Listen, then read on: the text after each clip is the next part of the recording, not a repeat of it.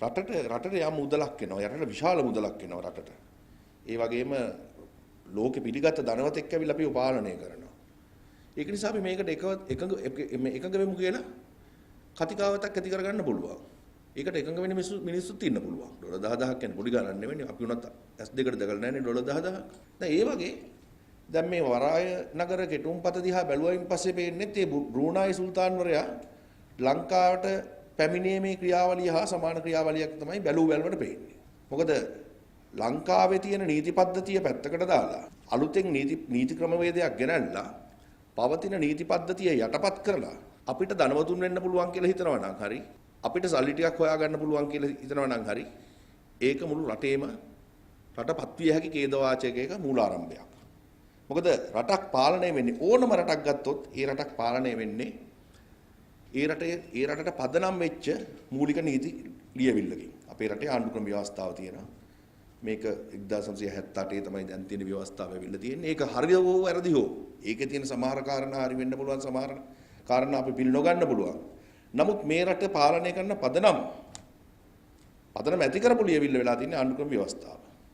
ආණ්ඩුක්‍රම ව්‍යවස්ථාව කියන අත්විවර මුඩ තමයි අනිත් සියලුම නීති පද්ධති, එහෙම නැත්නම් ක්‍රම පද්ධති, එහෙම නැත්නම් ආයතන, එහෙම නැත්නම් රාජ්‍ය මූල්‍ය, පාර්ලිමේන්තුව, විධායකය, අධිකරණය මේ සියල්ල කැබිනට් එක, අධිකරණ සේවා කොමිෂන් සභාව මේ සියල්ල නිර්මාණය වෙන්නේ මේ ආණ්ඩුක්‍රම ව්‍යවස්ථාව පදනම් කරගෙන. එතකොට ආණ්ඩුක්‍රම ලංකාවේ හැම නීතියක්ම පාර්ලිමේන්තුව ඉදිරියේ සම්මත වීමට පෙර ඒ නීතිය ආණ්ඩුක්‍රම ව්‍යවස්ථාව හා එකට යනවද කියන එක පරීක්ෂා කරලා බලන කාරණයක්. දැන් මේ පෞද්ගලික සතියේ පෝට් සිටිය සම්බන්ධයෙන්ුත් ශ්‍රේෂ්ඨාධිකරණයේ විභාග උනේ අන්නේ ක්‍රියාවලිය. විභාගයට ගත්තේ ඒ ආකාරයේ ක්‍රියාවලියක්. දැන් මේ කෙටුම්පත දිහා බැලුවයින් පස්සේ පියවි ඇහැට පේන ප්‍රධාන ගැටලු කීපයක් තියෙනවා ආණ්ඩුක්‍රම ව්‍යවස්ථාවත් එක්ක ගැටෙන. ආණ්ඩුක්‍රම ව්‍යවස්ථාවේ 1 2 3 4 5 කියන වගන්ති පහම තියෙන ඒ වගන්ති පහම තියෙන රාජ්‍ය ස්වභාවය සම්බන්ධයෙන් කරන පැහැදිලි කිරීම තියෙන්නේ. මේ වගන්ති පහටම අනනුකූලයි මේ වරාය කෙටුම්පත. ඒ වගේම මූලික අයිතිවාසිකම් පරිච්ඡේදය 3 වෙනි පරිච්ඡේදය ගත්තයින් පස්සේ 12 වෙනි වගන්තියේ සමානාත්මතාවය නීති equal protection of law and equality before law නීතියේ ඉදිරියේ සියල්ලම සමාන වෙන්න ඕන සහ සමාන රැකවරණය තියෙන්න ඕන කියන කාරණයට මේ පනත් කෙටුම්පත අනනුකූලයි. ඒ වගේම ආණ්ඩුක්‍රම ව්‍යවස්ථාවේ 14 වෙනි වගන්තියට මේ පනත් කෙටුම්පත අනනුකූලයි. ඒ වගේම ආණ්ඩුක්‍රම ව්‍යවස්ථාවේ 76 වෙනි ව්‍යවස්ථාවට මේ පනත් කෙටුම්පත අනනුකූලයි. දැන් අපි පළවෙනි ව්‍යවස්ථාව ගමු. පළවෙනි වගන්තිය ගත්තොත් එහෙනම් පළවෙනි වගන්තිය කියන්නේ ශ්‍රී ලංකාව ඉංග්‍රීසි පිටපතක්ම ගෙන තියෙන්නේ ශ්‍රී Lanka is a free sovereign independent and democratic socialist republic and shall be known as democratic socialist republic of Sri Lanka. ඒකේ රාජ්‍ය ස්වභාවය.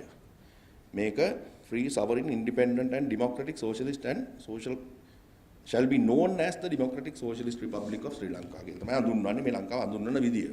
එතකොට දැන් වරාය නගරයේ තියෙන අක්කර 1115ක් හෙක්ටාර් 269 400 ගණනක් තියෙනවා සෙන්රත් මහත්මයා කියපු විදියට දිය කඩනයත් සමග දැන් මේ කියන වරාය නගරයේ ඇතුළට දේශපාලන අධිකාරියේ බලපෑමක් ඇති කරන්න පුළුවන් කමක් නැහැ. ඒ කියන්නේ මේ වරාය මේ අක්කර 1115 මේ රටේ පාර්ලිමේන්තුවෙන් හෝ එහෙම නැත්නම් ඊට පල්ලෙහා තියෙන පළාත් සභාවෙන් හෝ එහෙම නැත්නම් ඊටත් පල්ලෙහායින් තියෙන පළාත් පාලන ආයතනයකින් පාලනය කරන්න පුළුවන් කමක් නැහැ. එතකොට මේක ලංකාවේ කොටසක්ද? එතකොට මේක ලංකාවේ කොටසක් බවට පත් වෙනවද? දේශපාලන අධිකාරියකට යටත් කරන්නේ නැති භූමියක් රටේ කොනකින් එල්ලලා තියෙනවා. මේක ලංකාවේ කොටසක් විදියට මේ ආණ්ඩුක්‍රම ව්‍යවස්ථාවේ පළවෙනි වගන්තියේ කියන උට වැටෙන ෆ්‍රී සවරින් ස්ටේට් එකක කොටසක් කියලා කියන්න පුළුවන් කමක් වෙනවද? ඒ හැකියාව ලැබෙන්නේ නැහැ. ඊට පස්සේ දෙවෙනි වගන්තිය මොකක්ද තියෙන්නේ? දෙවෙනි වගන්තිය තියෙන්නේ The Republic of Sri Lanka is a unitary state. ඒකීය රාජ්‍යයක් කියලා කියන්නේ. මේ ආණ්ඩුක්‍රම ව්‍යවස්ථාවේ තියෙන කතාව. දැන් මේක සමහර වෙලාවට මේක කිව්වයින් පස්සේ සමහර අය කියනවා දැන් අපි මේ වෙන ජාතිවාදී ප්‍රවේශයක් අරගන්නවායි කියලා. ඒක නෙවෙයි මම කියන්නේ. ආණ්ඩුක්‍රම ව්‍යවස්ථාවේ තියෙන කතාවයි කියන්නේ. එතකොට දැන් මේ කියන කොටස රටේ දේශපාලන අධිකාරියෙන් අයින් වෙනවා නම් රටේ පරිපාලනයෙන් අයින් වෙනවා නම් මේ කියන කොටසට ආණ්ඩුක්‍රම ව්‍යවස්ථාවේ දෙවනි ව්‍යවස්ථාවත් අදාළ කරගැනීමේ හැකියාවක් නැහැ. ඊට පස්සේ තුන්වෙනි වගන්තිය. තුන්වෙනි වගන්තිය කියන්නේ in the Republic of Sri Lanka sovereignty is in the people and it is inalienable. Sovereignty includes the power of government, fundamental rights and franchise. මිනිසුන්ට මේ කලාපයේ ඉන්න මිනිස්සුන්ට මූලික අයිතිවාසිකම් සම්බන්ධයෙන් කොහොමද ක්‍රියාත්මක වෙන්නේ කියන කාරණේ ගැන ශිරාල් ලක්තිලක මහත්මයාත් කලින් කිව්වා. එහෙම හැඳින්වීමක් කොහෙවත් තැනක නැහැ. ඊට පස්සේ දේශපාලන අධිකාරියකට යටත් වෙන්නේ නැත්නම් මේ ප්‍රදේශයේ ඉන්න මිනිස්සුන්ට ඡන්ද බලයක් කියන කාරණය තියෙනවද කියන ගැටලුව මතුවලා තියෙනවා. උන්ට ඡන්ද බලයක් නැහැ. ඒ වගේම තුන්වෙනි ව්‍යවස්ථාවේ කියන විදිහට රජය කියන කාරණය මේ මිනිස්සුන්ට රජය කියන කාරණෙන් මේ මිනිස්සුන්ට බලපෑමක් ඇති කිරීමේ හැකියාවක් හෝ මේ මිනිස්සුන්ට අනිත් පැත්ත රජයට බලපෑමක් ඇති කිරීමේ හැකියාවක් ලැබෙන්නේ නැහැ. ඊට පස්සේ හතරවෙනි ව්‍යවස්ථාවේ තියෙන්නේ ඡන්ද බලය මේ තමන්ගේ පරමාධිපත්‍ය අයිති බලය කොහොමද ක්‍රියාත්මක කරන්න කියන කාරණේ ගැන. ඡන්ද බලයක් අහිමි රටේ පුරවැසියන් විදියට සලකන්න පුළුවන් නිර්ණායකයන් වලට නොවැටෙන කොටසකට හතරවෙනි ව්‍යවස්ථාව අදාළ කරගන්න පුළුවන් කමක් නැහැ. පස්වෙනි ව්‍යවස්ථාව ගත්තොත් එහෙම territory of the republic අපේ territory එක භූමි ප්‍රදේශය. එතකොට the territory of the Republic of Sri Lanka shall consist of the 24 administrative districts, the names of which are set out in the first schedule and its territorial waters. ලංකාවේ භූමි ප්‍රදේශය පරිපාලන දිස්ත්‍රික්ක 24කින් සමන්විත වෙනවා සහ අපේ වටේ තියෙන දේශීය ජල තීරය ඒ ටෙරිටරි එකට අදාළ වෙනවා කියලා තමයි තියෙන්නේ. දැන් දේශපාලන අධිකාරියකට යටත් වෙන්නේ නැත්නම් එහෙම නැත්නම් පරිපාලන අධිකාරියකට යටත් වෙන්නේ නැති භූමියක් කොළඹ දිස්ත්‍රික්කයට අයිති භූමියක් විදිහට නම් කරන්න පුළුවන් කමක් තියනවද? එහෙම කොළඹ දිස්ත්‍රික්කයේ කොටසක් කියලා ඔය පනත් කෙටුම් පතේ කොහෙවත් තැනක තියනවද? කොළඹ පරිපාලන දිස්ත්‍රික්කයේ කොටසක් එහෙම නැත්නම් කොළඹ මහනගර සභා බල සීමාවේ කොටසක් එහෙම නැත්නම් එතන පවතින මම හිතන්නේ මැද කොළඹ ඡන්ද බල ප්‍රදේශයේ කොටසක් හෝ කියලා කොහෙවත් තැනක සඳහන් වෙලා තියෙනවද? ඒ කිසිම තැනක ඒ සඳහන දකින්නට ලැබෙන්නේ නැහැ. ඊට පස්සේ දේශපාලන අධිකාරියන් සහ ඇඩ්මිනිස්ට්‍රේටිව් ස්ට්‍රක්චර් එකකින් එහාට ගිහලා පරිපාලන ව්‍යුහයෙන් එළියට ගිහිල්ලා ඊට පස්සේ මෙතෙන්ට එන මිනිස්සු මෙතෙන්ට එනකොට සෙන්රත් මහත්මයාට මම මතක් කරන්නම් පනතිම තියෙන එකක්. මෙතෙන්ට එන්න පුළුවන් ආයෝජකයන්ට එන්න පුළුවන්. එහෙම නැත්නම් පදිංචියට එන්න පුළුවන්කම තියෙනවා. නිර්වාසිකයන් සහ ආයෝජකයන්. නිර්වාසිකයන් ඇවිල්ලා මාස 6ක් ගියයින් පස්සේ ඔවුන් ඉල්ලීමක් කරයින් පස්සේ ඔවුන්ට වාසිකත්වය හම්බ වෙනවා. ඔවුන් මේ බල ප්‍රදේශයට රෙසිඩන්ට් පර්මිට් එකක් හම්බ වෙනවා ජීවත් වෙන්න. මාස 6කින්. එතකොට මේ රෙසිඩන්ට් පර්මිට් එක නිකුත් කරන්න ලබන්නේ කොමිසම පනත යටතේ පීටුවන් ලබන කොමිෂන් සභාවකින්. කොමිෂන් සභාවේ උපරිම 5 දෙනෙක් ඉන්න පුළුවන්, 3 දෙනෙක් 3ක් සහ 5ක් අතර ප්‍රමාණයක් ඉන්න පුළුවන්. ජනාධිපතිවරයා විසින් තමයි කොමිෂන් සභාව පත් කරන්නේ. කොමිෂන් සභාවට සභාපතිවරයෙක් පත් කරනවා. ඒ වගේම අධ්‍යක්ෂ ජනරාල්වරයෙක් පරිපාලනය සඳහා වෙනම පත් කරන ලබනවා. දැන් අපේ රටේ වාසිකත්වයේ පිරිනැමීමේදී සිටිසන්ෂිප් එකක් දෙනවා නම් රෙසිඩන්ට් පර්මිට් එකක් දෙනවා නම් අපේ රටේ මේකට අදාළ කරගන්න ලබන නිර්ණායක තියෙනවා. අපි හැම කෙනෙකුටම අපිට හිතන විදියට මේ රටේ සිටිසන්ෂිප් එක හම්බුන්නේ නැහැ. පහුගිය කාලවල වල මම හොඳට මතකයි ගෝඨාභය රාජපක්ෂ මහත්මයාම ලේකම්වරයා වශයෙන් ආරක්ෂක ලේකම්වරයා වශයෙන් ඉන්න කාලේ මේ විදියට මේ සිටිසන්ෂිප් එක දීම සම්බන්ධයෙන් සමහර වෙලාවට ඒක අත්හිටවලක් තිබුණා. ඔය යුද්ධෙන් පස්සේ ඒක. ඉතින් දැන් වාසිකත්වයේ පිරිනැමීම කියන එක වාසිකත්වයේ පිරිනැමීමේදී අදාළ කරගන්නේ මොකද්ද? දැන් සමහර ලතින් ඇමරිකානු රටවල් තියෙනවා ඩොලර් 50000ක් හරි ලක්ෂයක් හරි අරගෙන ගියන් පස්සේ ඒ රටේ පුරවැසිභාවය ලබා දෙනවා. දැන් ඒකද මේ එම සංකල්පයමද මේ අරගෙන එන්නේ? එම සංකල්පයමද? මොකද්ද වාසිකත්වයේ පිරිනැමීමේදී අදාළ කරගන්න නම් නිර්ණායක? ඒව ගැන කිසිම තැනක සඳහනක් නැහැ මේ පනත් කෙරුම්පතේ. ඊට පස්සේ මේ පනත් කෙරුම්පත මගින් අධිකරණ ක්‍රියාවලිය ශ්‍රී ලංකාවේ අධිකරණ ක්‍රියාවලිය යම් ආකාරයකට හැල්ලුවකට ලක් කරනවා. ඒ වගේම ඒ හැල්ලුවට ලක් කරන ගමන්ම මේ රටේ ජනතාවගේ මූලික අයිතිවාසිකම් 12 එක අවස්ථාවේ සඳහන් කරලා තියෙන සමානාත්මතාවයේ අයිතිවාසිකම කඩ කරනු ලබනවා. අධිකරණ ක්‍රියාවලිය හැල්ලුවට ලක් කරන්නේ පනතේ සඳහන් වෙනවා මට මතක නැහැ හරියට ඒ අදාළ වගන්තිය. ඒ වගන්තිය තියෙන්නේ මේ ආකාරයෙන් නම්බරේ මතක නැහැ. වගන්තිය තියෙන්නේ කොමිසම සහ authorized person කියන්නේ බලයලත් පුද්ගලයන් අතර ගැටලුවක් ඇති වෙච්ච අවස්ථාවක අනිවාර්ය බේරුම් කරන එකට යන්න ඕනේ කියලා. ඒ කියන්නේ කිසිම කෙනෙකුට අවස්ථාවක් ලබා දීලා නැහැ. දැන් අපි කියමු බලයලත් පුද්ගලයෙක් කියලා කියන්නේ බල ප්‍රදේශය ඇතුලේ ව්‍යවසායකත්වයක් ආරම්භ කරන්න බලය හිමි වෙච්ච පුද්ගලයෙක්. එතකොට කොමිසම සහ බලයලත් පුද්ගලයෙක් අතර ගැටලුවක් ඇති වෙච්ච වෙලාවක අනිවාර්ය ගැටුම් නිරාකරණයක් තියෙනවා. එතකොට ඒ පුද්ගලයා අකමැති හෝ කැමැති හෝ කියලා කතාවක් නැහැ. ඔහුට පනතේ වගන්තියට යටත් වෙන්න වෙනවා.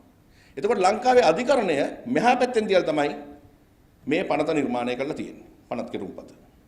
ඊට පස්සේ මේ අක්කර 1115 ඇතුලේ ජීවත් වෙන මිනිස්සුන්ට අක්කර 1115 ඇතුලේ ජීවත් වෙන මිනිස්සු අතර ගැටලුවක් ඇති වුණොත් එහෙම ලංකාවේ අධිකරණ වල පිට පතන්න පුළුවන්. එවැනි අවස්ථාවකදී ඔවුන්ගේ නඩුවට මූලිකත්වය දෙන්න වෙනවා. ඒක තමයි පනතේ තියෙන්නේ. ඔවුන්ගේ නඩුවට මූලිකත්වය දෙනවා කියලා කියන්නේ දැන් චීනෙන් එන ජෝඩුවක් දික්කසාද වෙන්න තීරණය කරනවා. මේ කොළඹ දිසාධිකරණයේ අංක 7 ශාලාවේ තමයි මේ දික්කසාද නඩුව අහන්නේ. මේ පනතේ කියලා තියෙන විදිහට ඒ දික්කසාද නඩුව දිනපතා විභාගයට ගන්න ඕන. මේ පනතේ කියලා තියෙන විදිහට ඒ දික්කසාද නඩුව මේ දිනපතා විභාගයට ගන්න ඕන. දැන් මේ ප්‍රදේශවල ලංකාවේ ඕනම අධිකරණ බල ප්‍රදේශවල ඉන්නවා හදිසි මරණ පරීක්ෂකවරු. මේ ඊටාම් සරල පොඩි කෑල්ලක් මම කියන්නේ. පෝට් සිටියට ඉන්නවද හදිසි මරණ පරීක්ෂකවරු? පෝට් සිටියට හදිසි මරණ පරීක්ෂකවරයෙක් පත් කරන්නේ කවුද? හදිසි මරණ පරීක්ෂකවරයා පත් කරන්නේ ජස්ටිස් මිනිස්ට්‍රියෙන් අධිකරණ අමාත්‍යාංශයේ ලේකම්වරයාගේ අත්සනින් තමයි එම පත්වීම ලබා දෙන්නේ. පෝට් සිටියට ඉන්න අධිකරණ හදිසි මරණ පරීක්ෂකවරයා පත් කරන්නේ කුමන නීතියකින්ද?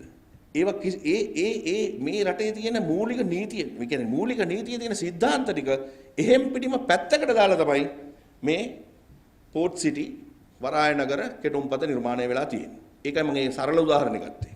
ඊළඟට ශිරාල් ලක්තිලක මහත්මයා පැහැදිලි කරපු ආකාරයට මුල ඔහුගේ කතාවේදී පැහැදිලි කිරීමේදී 40 වගන්තියේ කෙටුම්පතේ 40 වගන්තියේ තියෙනවා මේ වරාය නගරයට ලාංකිකයන්ට යන්න පුළුවන්, රුපියල් වලින් වියදම් කරන්න පුළුවන්, ඒකේ තියෙන සේවාවන්, ඒකේ තියෙන විනෝදාස්වාදේ ඒ ආකාරයෙන්ම ලබා ගන්න පුළුවන් කියලා.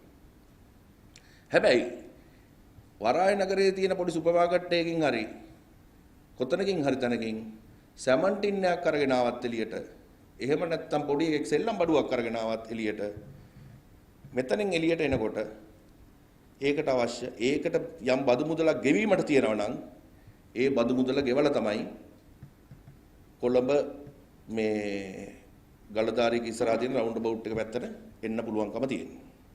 එතකොට මොකද්ද මේ එතන හදලා තියෙන්නේ මොකද්ද? එතන හදලා තියෙන දේශ සීමාවකට සමාන ගේට්ටුවන්නේ. එතන ඉන්න බෝඩර් කන්ට්‍රෝල්. එතන ඉන්න මේ කස්ටම් එක. කස්ටම් එක ලංකාවේ රේගුව කොහෙද ඉන්නේ? ලංකාවේ රේගුවේ ඉන්නේ ලංකාවට ඇතුල් වෙන ස්ථාන. එහෙම නැත්නම් ලංකාවෙන් පිටවන ස්ථානවල. දැන් මෙතන බදු අය කිරීම කරන්නේ කවුද? මෙතන බදු අය කිරීම කරන්නේ රේගු දෙපාර්තමේන්තුව. එතකොට මොකද්ද මේ හතරමායම සලකුණු කරලා තියෙන්නේ කොහොමද? හතරමායම සලකුණු කරලා තියෙන්නේ වෙනම රාජ්‍යයක් විදියට. නැත්තම් මෙතනින් ඉඳලා මේ චෛත්‍ය පාරෙන් එළියට එනකොට බද්දක් අය කරන්න පුළුවන් නම් බද්දක් අය කරනවා නම් එතනින් එළියට ගෙන භාණ්ඩයකට ඒක කටුනායකින් අපි මේ ලංකාවට ඇතුල් වෙනවා හා සමානයි. කොළඹ වරායෙන් ලංකාවට ඇතුල් වෙනවා හා සමානයි. දැන් මොකද්ද මේවට තියෙන පැහැදිලි කිරීම? ඊට පස්සේ මේ පනත් කෙටුම්පතේ කොහොමද විදේශීය ආයෝජකයන් ලංකාවේ ආයෝජනයට එන්නේ කියලා පැහැදිලි කරලා තියෙනවා. 27 1 2 මට මතකයි 27 වගන්තිය. විදේශීය ආයෝජකයන්ට විදේශීය මුදල් අරගෙන ලංකාවට අවිල්ලා ආයෝජනය කරන්න පුළුවන්. අර බලයලත් අවසරලත් ආයෝජකයන්ට. ඒ අවසරය දෙන්නේ කොමිෂන් සභාවෙන්. ඊළඟට ඊළඟ වගන්තිය මොකක්ද තියෙන්නේ? ඊළඟ වගන්තිය තියෙන්නේ ඔවුන්ට ලංකාවේ භූමියත් ආයෝජනය කරන්න පුළුවන්. ලාංකිකයෙක් එක්ක එකතු වෙලා ඔවුන්ට පෝට් සිටියෙන් මෙහා පැත්තට ඇවිල්ලා පෝට් සිටියෙන් මෙහා පැත්තට ඇවිල්ලා ශ්‍රී ලංකා භූමිය කියලා අපි අඳුන්වන භූමිය තුලත් ව්‍යාපාර කරන්න පුළුවන්කම තියෙනවා. දැන් ඒ වගේ අවස්ථාවක අදාළ වෙන නීතිය මොකද්ද? ඔවුන්ට කියන්න පුළුවන් අපි ලංකාවට ආවේ අපි පෝට් සිටියකට ආවේ ඕගොල්ලෝ අපිට ගෙන ආපු නීතියෙන් අපිට ලබා දීපු නීතියෙන්. එතකොට එතනින් මෙහා පැත්තට අපි එනවනම් අපි අර නීතියේම දිගුවක් මිසක්වා අපි BOI ඇක්ට් එකේ දිගුවක්වත් සමාගම් පනතේ දිගුවක්වත් වෙන කිසිම නීතියක දිගුවක්වත් නෙමෙයි කියන තර්කය උන්ට ගේන්න පුළුවන්. දැන් මෙහෙම වෙලා මේ කියන ආයෝජකයෙක් දැන් උදාහරණයක් විදිහට අපි කියමු සිංගප්පූරුවේ තියෙන මුස්තාෆා සෙන්ටර් එක කියලා. සිංගප්පූරුවේ තියෙන මුස්තාෆා සෙන්ටර් එකේ ඒ සමාගම පෝට් සිටියට ඇවිල්ලා ආයෝජනයක් කළා. ඔවුන් කොළඹ නගරයට ආවොත් මේ කොළඹ නගරයේ වටේ තියෙන සියලුම ව්‍යාපාර කඩාවැටෙන්න පුළුවන් වුන්ට. අන්න ඒකයි අර ශිරාල් කියපු අසමතුලිතතාවය ඇති වෙන්නේ යන්නේ එතන. ඉතින් මේ ආකාරයට ගත්තයින් පස්සේ මේ පනත් කෙටුම් පත එළියට ආවොත් මේ ආකාරයෙන් සම්මත වුණොත් එහෙම ඊටා බරපතල ව්‍යසනයකට රට යන්න පුළුවන්. ඒක හෙට වෙන්නේ නැහැ. අනිද්ද වෙන්නේ නැහැ. නමුත් මේක කාලයත් එක්ක ඊටාම බරපතල ව්‍යසනකාරී තත්වයකට මේ රටේ ආර්ථිකය ඒ වගේම සමාජ දේහය මේ සියල්ල පත් වෙන්න පුළුවන් කියලා මට කියන්න පුළුවන්. ස්තුතියි. Life Traveller Reader's Digest වර්ගයේ YouTube නාලිකාව